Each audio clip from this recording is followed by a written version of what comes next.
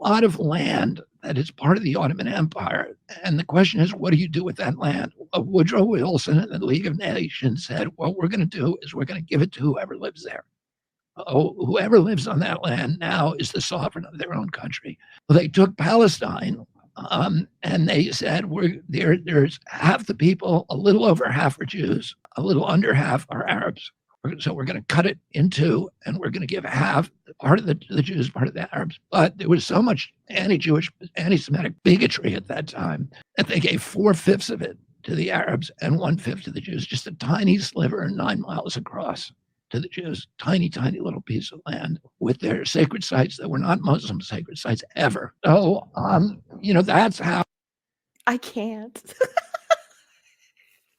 It's just so much shit spewing from his face.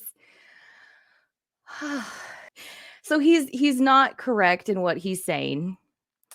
And when you're going into the history of like the Ottoman Empire and the Allied nations, yes, the Ottoman Empire was in decline at the start of World War I, and that was essentially what led to its decline. And part of the reason why the Ottoman Empire did have its ultimate decline was because the Allied nations worked their magic in getting the Arab nations to fight amongst each other.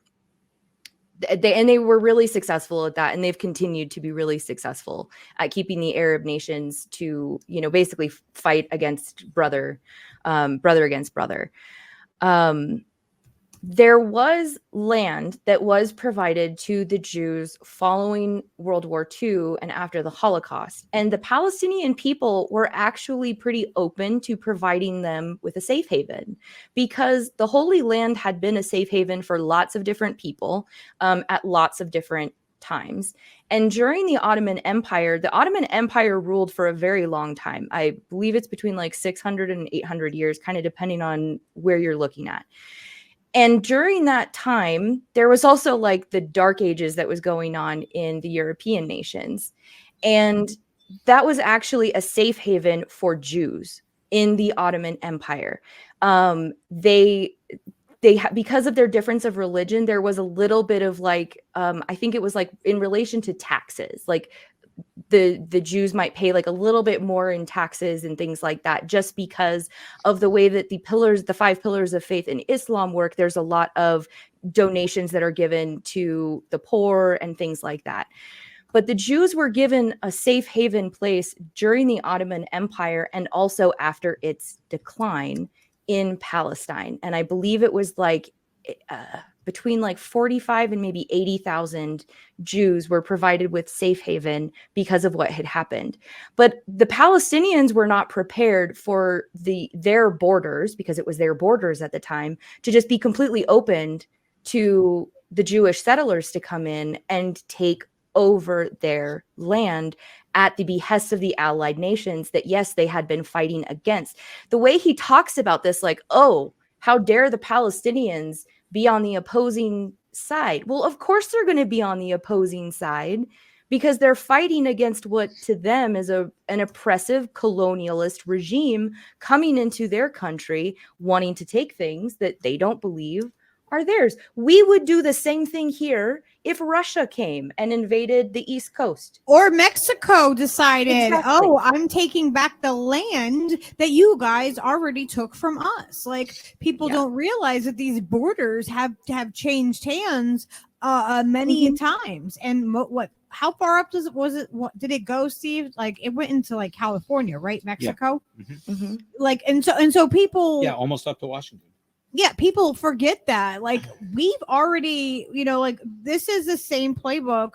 If you look at what the United States has done, this is the same type of thing. And we need to recognize that these patterns are happening. And if he's willing to ignore that it's happened here and that it's happening currently, and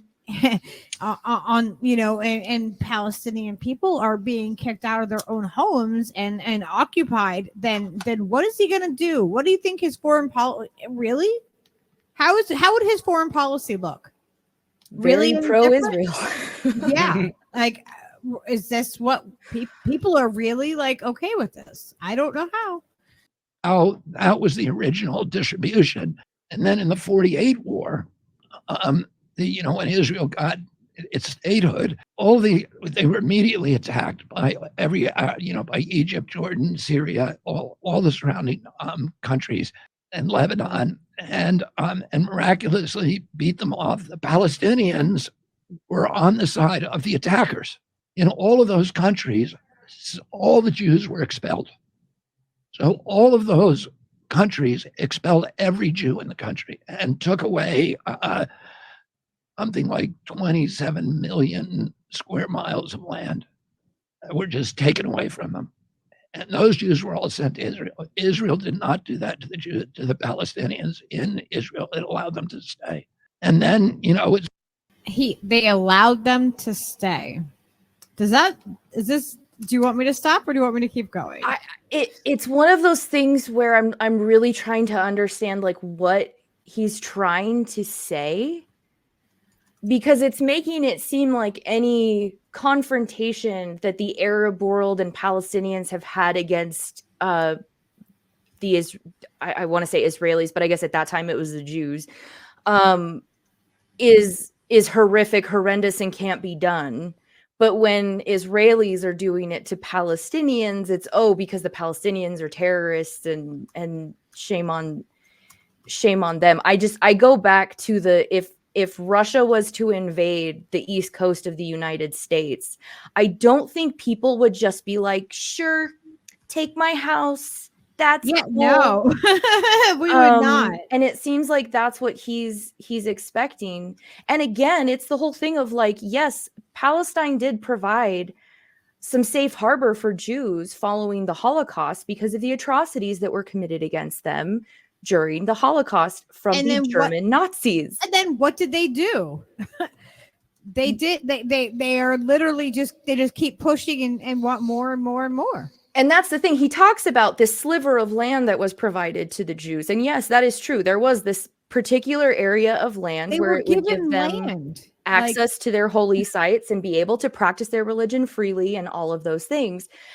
But to act like, because they've given this, now they need to give over everything. And that has been the constant rhetoric from like both main political parties and serious advocates for Israel, is acting like the Palestinians are the main aggressor in this situation.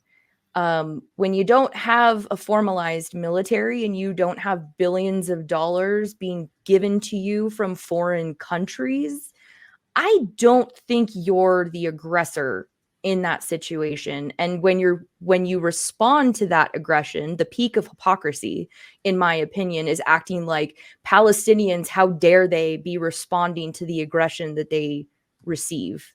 I would expect nothing less from if someone was to be an intruder in someone's house. Like I would fully understand and expect you to want to be able to keep you and your family safe if someone is coming at you with a knife or a gun or something like that. Like, and that's where his rhetoric is so distant from the realities on the ground. It's obvious that he's never been to Palestine and spoken to Palestinians.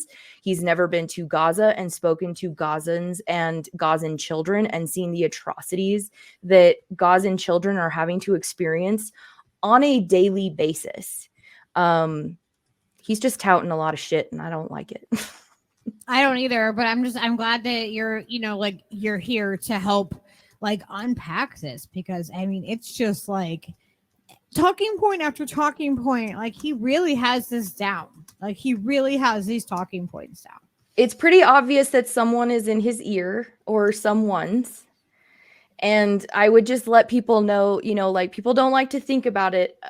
When he's done such a 180, like he got called an anti-Semite and this is his response, it just kind of goes to kind of show who's got the power, who's got the influence, and why he's doing what he's doing. Because he's realizing that he has to do this. He's got to bend and kiss the ring of Israel. It's the why. Why do you want to do this? It's because they have so much influence and power in our system that honestly, a foreign nation should not have on our government. If it was Russia, if it was China, we would be all up in arms, and there are issues within those areas as well.